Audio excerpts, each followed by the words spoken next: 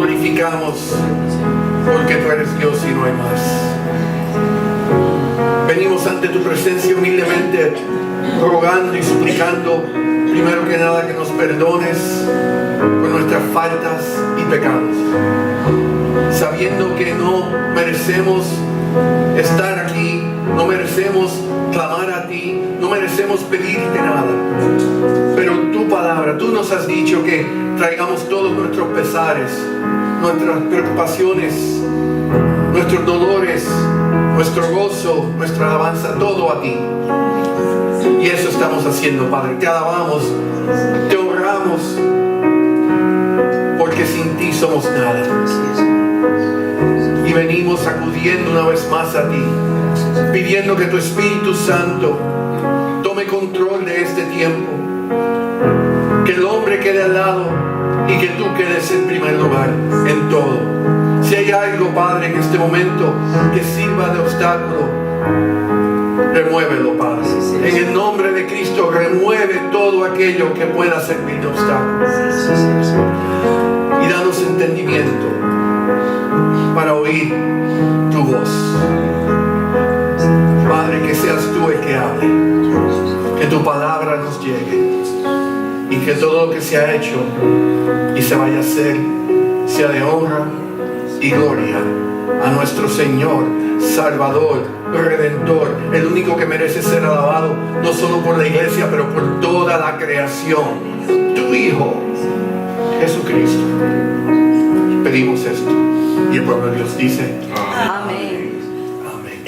Les pido que se mantengan de pie para tener la lectura de esta mañana, que se encuentra en el Evangelio de Juan, capítulo 13. Evangelio de Juan, capítulo 13, versículo 35. Y les pido que la lean en unísono conmigo. La palabra del Señor dice así, todos juntos: en esto conocerán todos que sois mis discípulos, si tuviereis amor los unos con los otros. Y el pueblo de Dios dijo Amén. Amén. Pueden tomar asiento.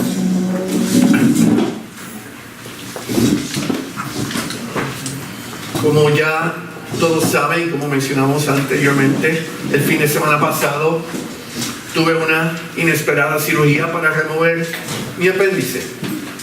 Y debido a esto, pasé 3 días hospitalizado. Y aunque estuve acompañado por Laura la gran parte del tiempo, y aunque por mejor que fue el trato y la atención de las enfermeras, una estadía en un hospital no es una vacación. Mi deseo era salir de allí lo más pronto posible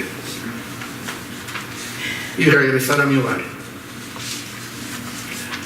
Ahora sí tengo que reconocer que durante mi estadía el trato de las enfermeras y sus asistentes fue excelente.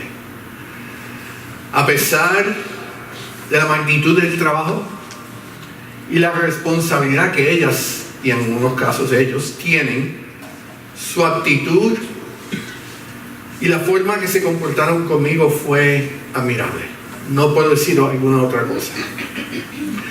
Y esto en sí desarrolló en mí un aprecio por el trabajo que ellas llevan a cabo diariamente. No es fácil trabajar con diferentes personas, sufriendo diferentes condiciones médicas y con diferentes actitudes hacia ellas. Por ejemplo, el sábado, mientras todavía estaba en emergencia, el individuo que se encontraba en el cuarto al lado de nosotros se comportó de una forma bastante grosera hacia la enfermera que lo estaba tratando a él y a mí. Y todo lo que ella seguía repitiéndole, lo que le seguía diciendo: yo estoy aquí para tratar de ayudar. Lo cual es cierto. Ellos y ellas están ahí para tratar de ayudarnos. Y yo comprendo que cuando estamos en un hospital, muy probablemente no es porque nos sentimos bien.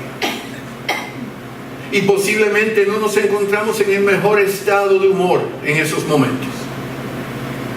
Estamos adoloridos, estamos sufriendo, algo nos ha llevado a ese lugar.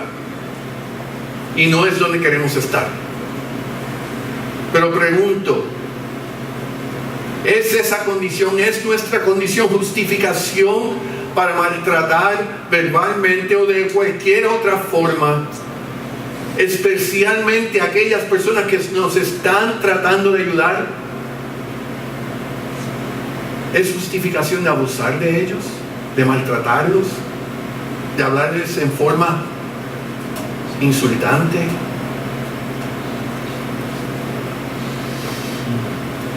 Como cristianos, como discípulos de Cristo, nuestra vida y comportamiento diario debe de ser una reflexión de nuestra devoción y amor a nuestro Salvador y Señor Jesucristo. Por eso es que la pregunta acerca del trato hacia otros es aún más importante, de más importancia para el discípulo de Cristo. En el versículo que acabamos de leer, este declara: en esto conocerán todos que sois mis discípulos, si tuviereis amor los unos con los otros. El fundamento del testimonio del cristiano es el amor. Jesús enseñó que la característica más grande, más significativa, más notable del discípulo de Cristo es el amor que demuestran los unos hacia los otros. El Señor indica que vamos a ser reconocidos por todos. En esto conocerán todos que sois mis discípulos, dice Él. Esto implica dentro y fuera de la iglesia. Esto no está limitado a la congregación, a los hermanos. Él dice: todos reconocerán que son mis discípulos si demuestran amor los unos a los otros. También es importante entender y comprender que el significado de este versículo, el fundamento de este versículo, se origina dentro del contexto del versículo que le procede, el versículo 34. Dice así: un mandamiento nuevo os doy, una ordenanza nueva os doy. Esto no es una opción. No es si queremos, deseamos o si nos sentimos bien. El Señor dice: un mandamiento nuevo os doy, que os améis unos a otros. Y ahora viene el criterio: como yo os he amado, que también os améis unos a otros. En otras palabras, la meta, el criterio del amor que el discípulo de Cristo debe de demostrar y por el cual tiene que compararse es el amor que Cristo demostró no solo hacia sus discípulos, no solo hacia su iglesia, sino hacia todo el mundo. Porque de tal manera amó Dios al mundo. Y Cristo dice: es un mandamiento, hagan esto. Yo espero en ustedes que cumplan con esto, que amen de la misma manera que yo los he amado. El ejemplo de este amor no solo comienza con esa ordenanza, pero comienza con la relación, el ejemplo de la relación entre Padre e Hijo. Un amor divino, celestial, sobrenatural. Y ese es el ejemplo. Fíjense lo que el Evangelio de Juan capítulo 15 versículo 9 nos dice: como el Padre me ha amado, así también yo os he amado. Y entonces dice: permaneced en mi amor. Hermanos, si ponemos estos versículos uno al lado del otro, el Señor nos está dando una gran instrucción de cómo el cristiano, el discípulo de Cristo, debe de comportarse diariamente en relación a su prójimo. ¿Cuál debe de ser su testimonio? Y ese fundamento es el amor. El amor. Pero no el amor como yo determine, no el amor como yo pienso que es o como el mundo, la sociedad declara que es, el cual es superficial y en cierta forma hipócrita. Es un amor que comienza en una relación celestial entre padre e hijo, donde antes de la fundación de la creación ellos tomaron la decisión en unísono, porque son uno, y decidieron que iba a llegar el momento en que Él, Cristo, tenía que venir y ser sacrificado como oveja, el Padre entregando a su Hijo en una demostración de amor a una creación perdida. Y ese ejemplo se convierte en una realidad en la persona de Jesús. Y a través de su ministerio Él demuestra lo que es el verdadero amor. Y da el ejemplo máximo cuando es entregado en la cruz. Y nos dice a nosotros ahora, sus discípulos, su iglesia, ese ejemplo es el que nosotros tenemos que seguir en todo momento, si verdaderamente queremos ser llamados discípulos de Cristo. Mis prioridades como cristiano en relación al amor al prójimo, creyentes o incrédulos, deben de reflejar la gracia y misericordia de Jesús, la cual Él demostró hacia nosotros. ¿Qué es más importante para mí?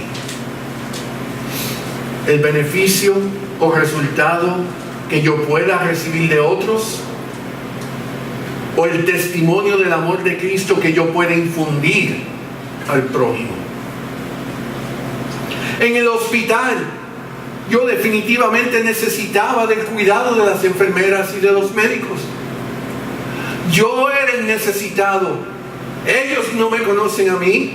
Ellos están simplemente haciendo un trabajo por el cual les pagan el llevar a cabo. Yo era el necesitado. Y yo pude reclamar y clamar y pedir porque ellos tenían que servirme a mí.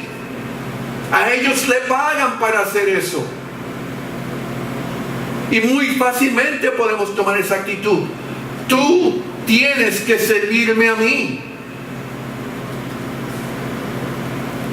A cambio, yo lo que quería era ser la bendición o ser de bendición para ellas, para ellos. Que pudieran ver algo en mí que quizás no ven en otros. Que pudieran ver que lo que existe en mí es real y no es una simple lección. Que cuando miren a uno vean a algo que represente lo que Cristo representa para nosotros. Nuestra actitud hacia otros, nuestra forma de hablar, cómo nos expresamos, nuestro testimonio debe de demostrar el amor de Cristo.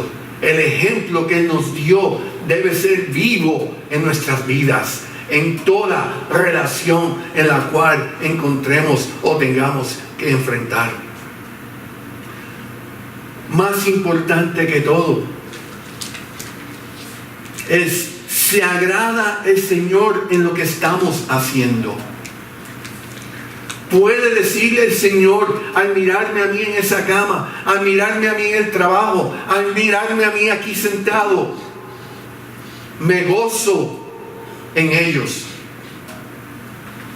porque sé lo que están haciendo. Pero no solo como individuos, estamos como iglesia dando un testimonio que glorifique al Señor.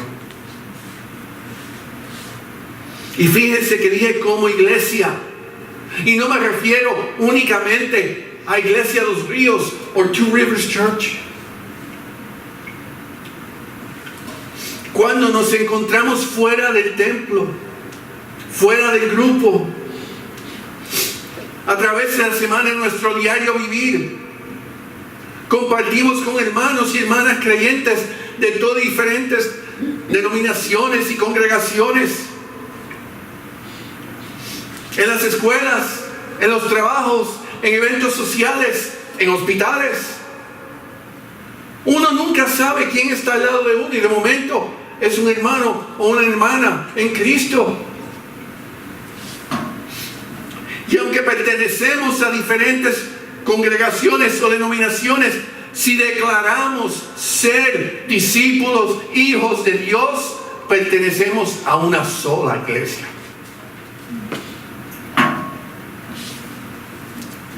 La iglesia de Cristo. Ahí no hay denominaciones o no denominaciones. Ahí no hay grupos.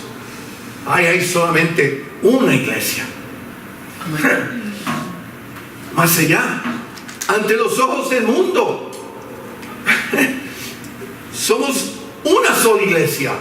Ellos nos miran a nosotros, oh, esos son seguidores de Cristo. Nos califican a todos los creyentes dentro de una misma categoría, religiosos. Y lo interesante es que ellos nos miran como si fuéramos un solo grupo y nosotros estamos divididos. Da pena. Por lo tanto, es importante y tenemos que recordar que es nuestra responsabilidad, cada uno de nosotros, el mantener un testimonio puro, santo y firme dentro y fuera de las paredes de nuestras congregaciones, como individuos y como iglesia. Tenemos que poner al lado nuestras diferencias, no para nuestro beneficio, pero para poder honrar a Cristo en la forma que Él merece ante los ojos del mundo. Para que Él sea exaltado no solamente por su iglesia, pero por toda la creación. Entonces, ¿qué tenemos que hacer? ¿O cómo logramos mantener un testimonio que honra al Señor y que guíe a otros a los pies de Jesús? ¿Cuál es la fórmula? Les pido que vayan conmigo a la carta de Efesios, al capítulo 5. Y vamos a leer los versículos de 15 al 20.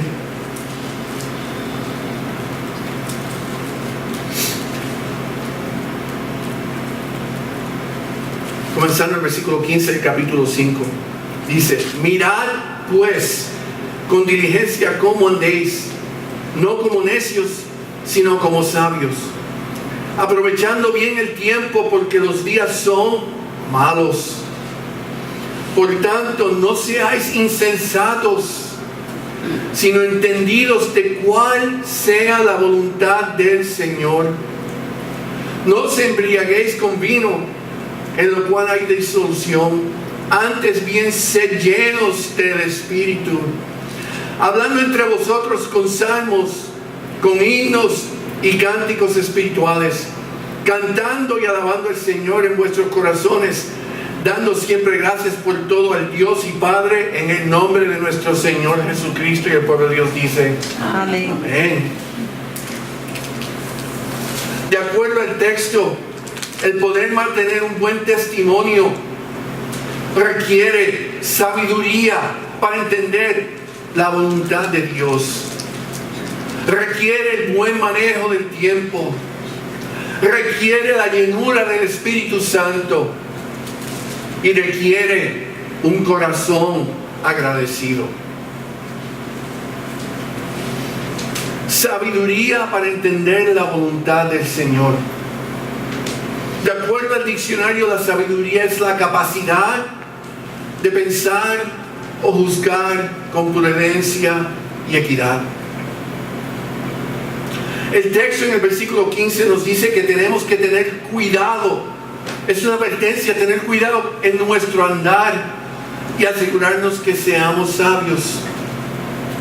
Mirad pues con diligencia cómo andéis. No es que cómo andemos para no tropezar y caernos, pero cómo es nuestro comportamiento.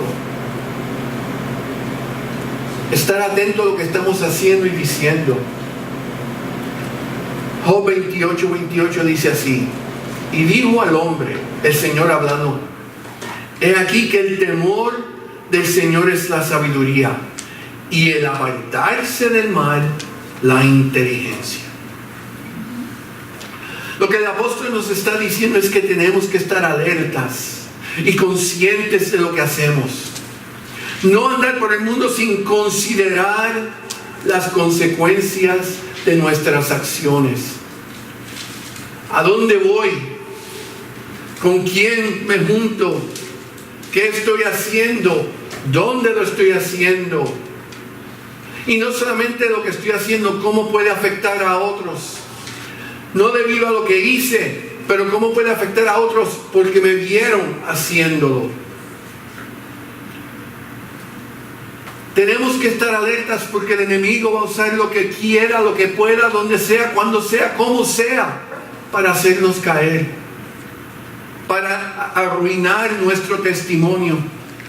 Pero si tenemos sabiduría, si tenemos temor del Señor, y como dice Job, la inteligencia viene cuando nos alejamos del mal. Nuestro testimonio debe demostrar respeto o temor al Señor. Respetamos a Dios cuando tratamos de resistir las tentaciones del mundo. Cuando tratamos de resistir las tentaciones del mundo. El ataque viene. Y cuando tratamos de resistir con el propósito, no decir, ay, resistí. No, porque quiero ser fiel a Jesús. Porque quiero complacer a Cristo. No es para mí, es para Él. Mi testimonio no es para que me digan, mira qué bueno es Dani. No, mira cómo Él honra a su Dios. ¿Por qué no viene si es una tontería? Ah, pero no vamos a hacer nada. Perfecto. Si no van a hacer nada, yo no tengo que estar ahí. Esto como resultado demuestra la inteligencia referida en Job. Cuando trato de resistir la maldad, las tentaciones mundanas, lo que el mundo presenta como algo bueno, pero que sabemos que en los ojos de Dios no es bueno.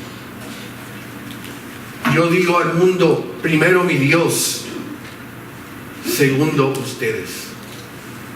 Sea amigo, sea trabajo, sea familia, sea hermano o hermana en Cristo, que se convierta en obstáculo y trate de guiarme y alejarme de mi relación con Dios, diga no. Primeramente Cristo, después el resto. El Señor no tolera el pecado y se agrada en la fidelidad y obediencia de sus discípulos. Por otro lado, ¿cómo nos ayuda esta sabiduría entonces a entender la voluntad de Dios en nuestras vidas? Porque dice ahí, si nos alejamos, si hacemos lo que el Señor dice, vamos a cumplir con su voluntad. Instruyendo a la iglesia acerca del servicio de los siervos hacia sus dueños terrenales, el apóstol Pablo declaró en Efesios 6, versículos 6-7 lo siguiente: no sirviendo al ojo como los que quieren agradar a los hombres, sino como siervos de Cristo, de corazón haciendo la voluntad de Dios, sirviendo de buena voluntad como el Señor y no a los hombres. Entender la voluntad de Dios es entender el carácter y la doctrina de Dios. Si Él quiere que yo lo siga a Él, yo tengo que entender qué es lo que estoy siguiendo.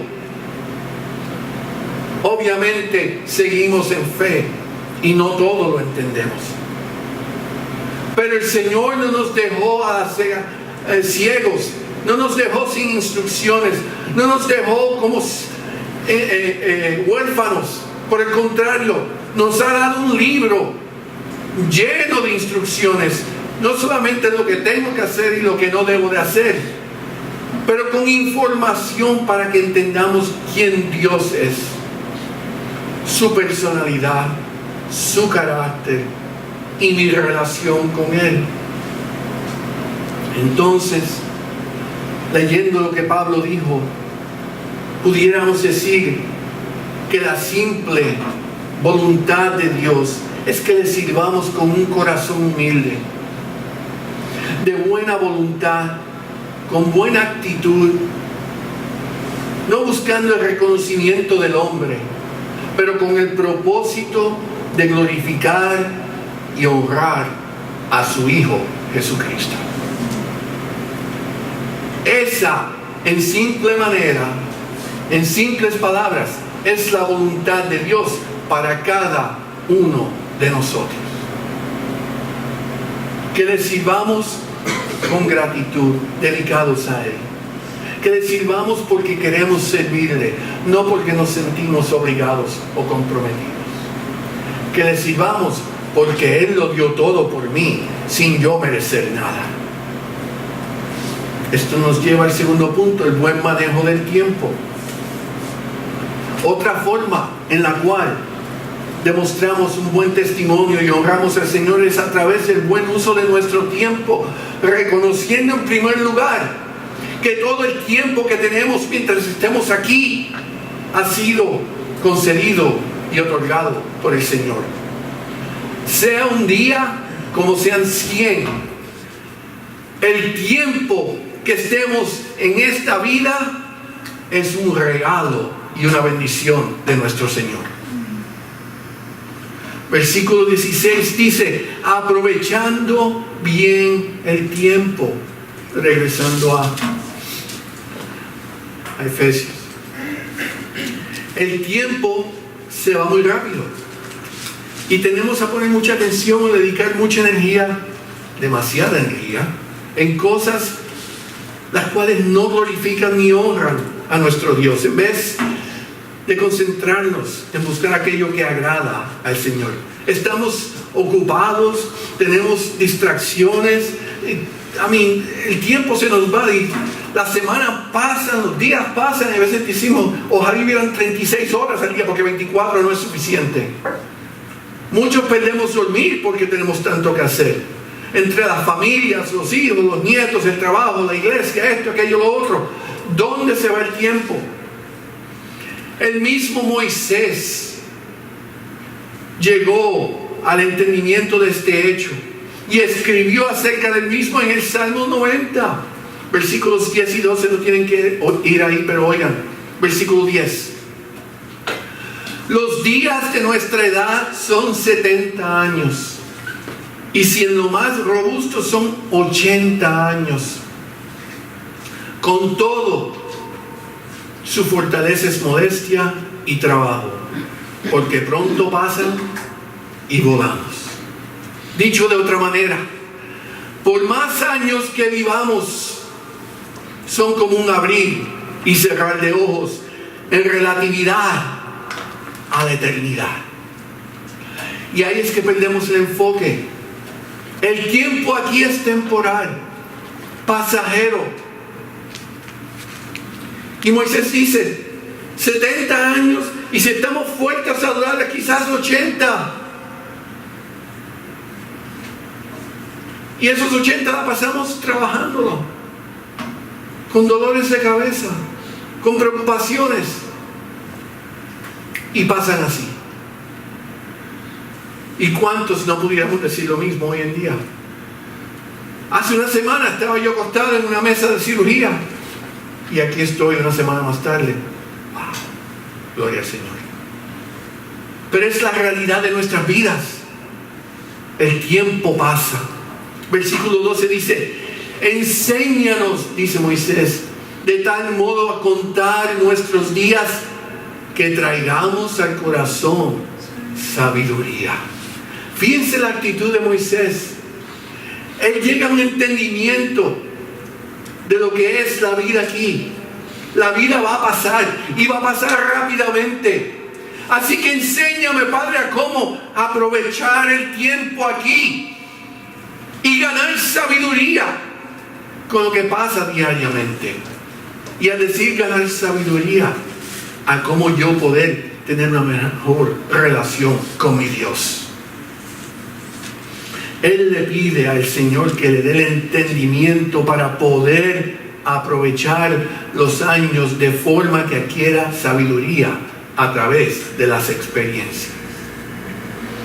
Y qué bonito sería si en cada situación que nos encontramos, cada evento que pasamos, sea bueno o difícil, salgamos de ese evento, situación o circunstancia siendo más sabios, aprendiendo algo que nos acerque más a Cristo, entendiendo mejor cómo Él obró en esa situación para beneficio mío o de aquellos a mi alrededor. Si lo miráramos de esa forma, no miraríamos los problemas como una complicación o algo que me va a causar dificultad. No, lo miraríamos entendiendo que sí voy a pasar dificultad, que sí es una incomodidad, quizás voy a sufrir, pero el Señor está ahí y Él está orando. Y si yo busco lo que el Señor está haciendo, Él me lo va a revelar. Las tentaciones son muchas. Los ataques vienen por todos lados.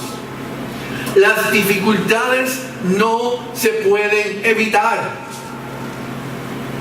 Pero nuestra vida debe tener como propósito e intención el glorificar a Cristo en toda oportunidad y circunstancia que enfrentemos. Por lo tanto, como dice el apóstol, debemos de caminar con diligencia, en sabiduría y dando buen uso del tiempo, por cuán largo tiempo el Señor nos conceda y nos permita en esta vida. Cada día es una bendición, no porque tengo vida, obviamente, pero porque el Señor me ha dado un día más en el cual le puedo servir, en el cual puedo llevar un mensaje de amor, un mensaje de esperanza, un mensaje de vida a quizás a alguien que lo necesita en ese momento. Miremos cada día, cada mañana que el Señor nos da como un nuevo día donde Él nos está usando para la obra de salvación de otra alma perdida.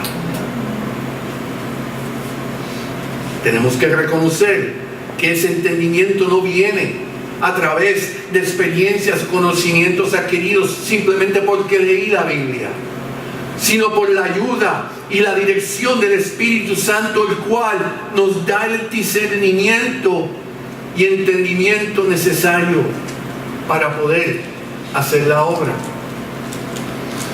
Por eso el apóstol hace referencia a la llenura del Espíritu Santo. Versículo 18 dice: antes bien sed llenos del Espíritu. Romanos 8:9 nos dice que ya no vivimos según la carne, sino según el Espíritu. Si el Espíritu mora en vosotros, esa es la condición, si el Espíritu mora en vosotros. Y si alguno no tiene el Espíritu de Cristo, claramente dice, no es de Él. Ahí no hay, como dicen, un color gris, es blanco o negro. O eres de Cristo o no eres de Cristo. La llenura del Espíritu Santo se demuestra a través de la obediencia a sus mandamientos. Y como dijimos anteriormente, una de las ordenanzas es que amemos como Él nos amó. Fíjense lo que Ezequiel 37:12 dice: y pondré dentro de vosotros mi espíritu. El Señor hablando, Él está diciendo que Él va a poner su espíritu en nosotros, y haré que andéis en mis estatutos y guardéis mis preceptos y los pongáis por obras. Bajo la ley, en el Antiguo Testamento, ellos tenían ordenanzas que cumplir.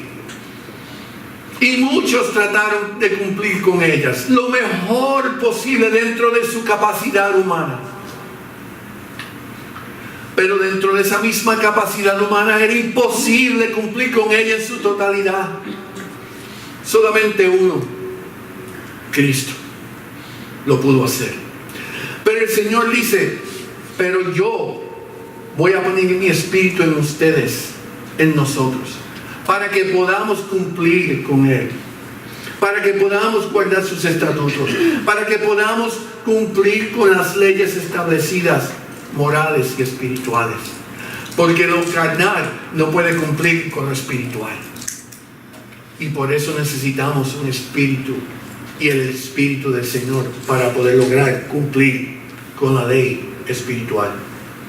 Por eso, el someternos a la dirección del Espíritu de Dios, el cual, como dice su palabra, mora en nosotros. Y cuando digo mora en nosotros, estoy hablando de todo aquel que le haya aceptado como Señor y Salvador. Queremos llevar, cuando tenemos el Espíritu de Dios, su Espíritu Santo, deseamos cumplir.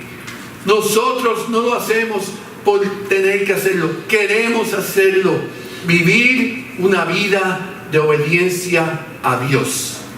Y esa vida de obediencia es un testimonio para el mundo. Como resultado de la llenura del Espíritu existe la armonía y compañerismo entre los hermanos, los discípulos de Cristo, por la cual alabamos y adoramos en unísono al Señor, como hicimos en esta mañana. Nos reunimos los domingos y los miércoles, no por obligación, no por compromiso o mandato, sino porque buscamos y deseamos compartir unidos en la adoración y la enseñanza de nuestro Salvador y Señor Jesucristo. Y el pueblo de Dios dice: amén. Nos reunimos porque tenemos gozo cuando nos reunimos, pero más aún porque el Señor se goza cuando nos reunimos. Y a Él es a quien queremos hacer que se goce. A Él es a quien queremos complacer. A Él es quien queremos complacer, y que Él se complazca en vernos unidos los unos con nosotros. Es un deseo dentro de nosotros. ¿Por qué? Porque tenemos la llenura del Espíritu Santo, lo cual nos lleva al último punto: el corazón agradecido. Y este es simple y corto. El testimonio del discípulo se distingue por su constante agradecimiento al Señor por todo en su vida. Colosenses 3:17 dice así: y todo lo que hacéis, ahí no hay limitaciones, ahí no hay porciones, ahí no hay ciertas categorías. Todo lo que hacéis, sea de palabra o de hecho, hacerlo todo en el nombre del Señor Jesús, dando gracias a Dios Padre por medio de Él. Todo, Padre, que hago, todo lo que digo, que sea de honra y gloria para ti.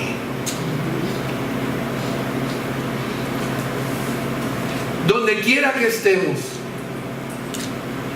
si hay algo, si hay alguien que está haciendo o diciendo algo que sabemos que el Señor no se va a ganar, ¿Por qué nos unimos a eso?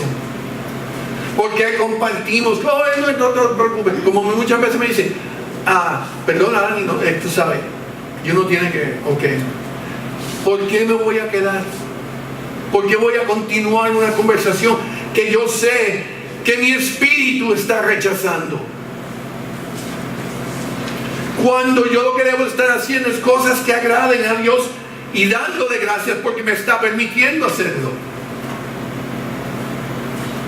Hermanos, cuando me dijeron tienes que tener cirugía, gracias Señor porque no tenía más nada que hacer. No. Gracias Señor porque yo sé que en la cirugía tú vas a estar ahí conmigo.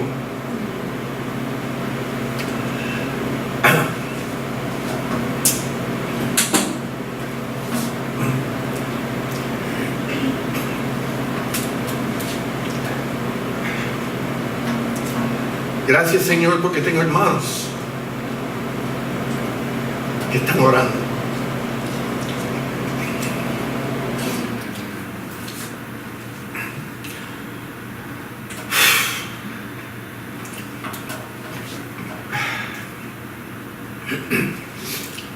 Gracias porque está mi esposa, mi familia.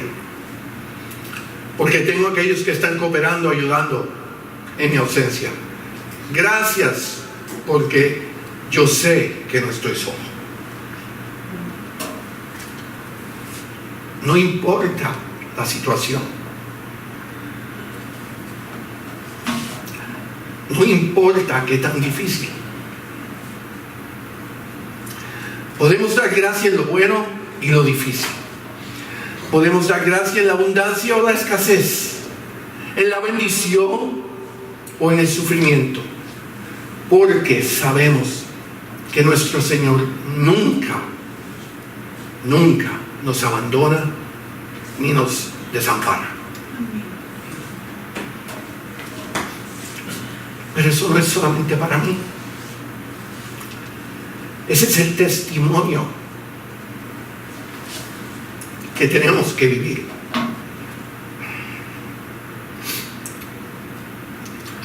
Y como dije al principio, nuestra vida diaria debería de ser una reflexión de nuestra devoción y amor a Cristo dentro y fuera de lo que conocemos como el templo del Señor. No es solamente aquí el domingo, no es solamente el miércoles en el estudio, es en todo lugar.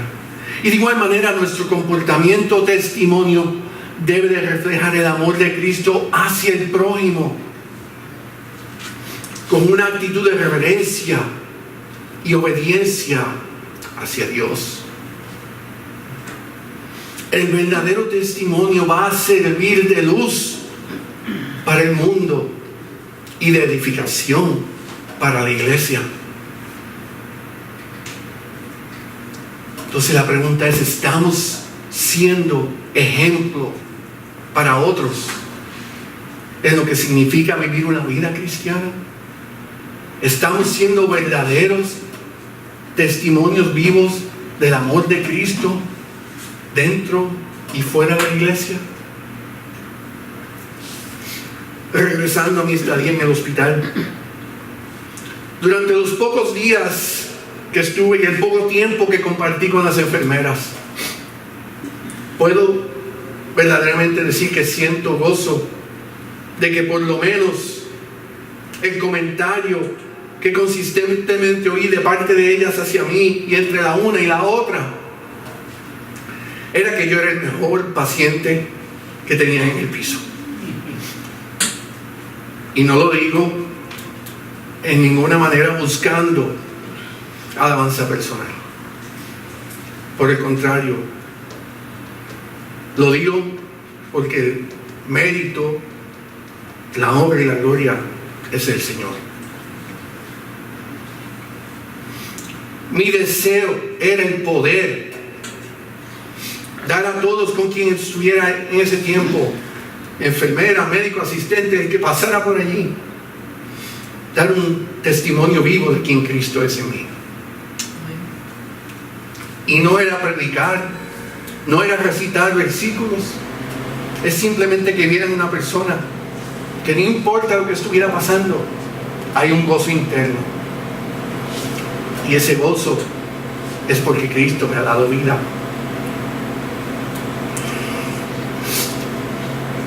Y vida eterna. Y concluyo con esto.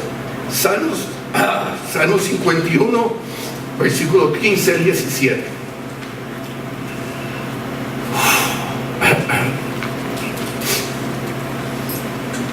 Dice la palabra: Señor, abre mis labios y publicará mi boca tu alabanza. Porque no quieres sacrificio, que yo lo daría. No quieres holocausto.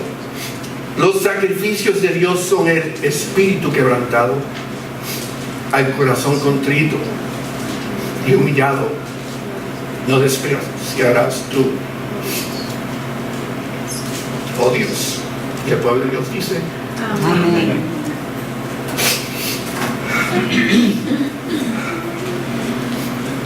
Aleluya, Padre. A ti sea la honra y gloria por los siglos de los siglos. Te honramos y glorificamos, Padre, porque solamente tú mereces ser honrado y glorificado. No hay otro, no hay nada que te pueda reemplazar o imitar. Solamente tú lo diste todo por nosotros.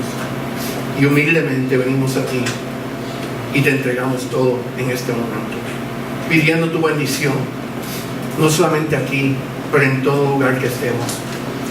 Y ayúdanos, Padre, a ser un testimonio vivo para el mundo. Un testimonio que te honre y glorifique, no importando cuál sea la circunstancia o el lugar, no importando con quién estemos. Padre, que no haya temor, no haya duda, no haya vergüenza, pero que nos paremos firmes en tu fe, en la fe en ti, Padre, la fe que tú nos has dado, sabiendo que en toda situación, en todo lugar, tú estás ahí presente con nosotros.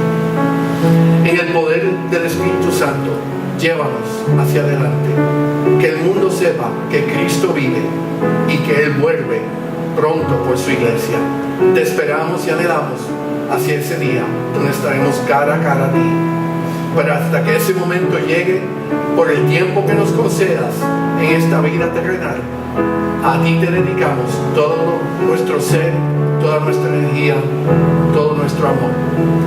Recíbelo, Padre, con gozo que esperamos y humildemente pedimos en el santo, precioso, bendito y único nombre que merece ser glorificado por la creación universal, el nombre de tu Hijo Jesucristo, nuestro Señor y Salvador. Y el pueblo de Dios dijo: amén. Amén. Amén.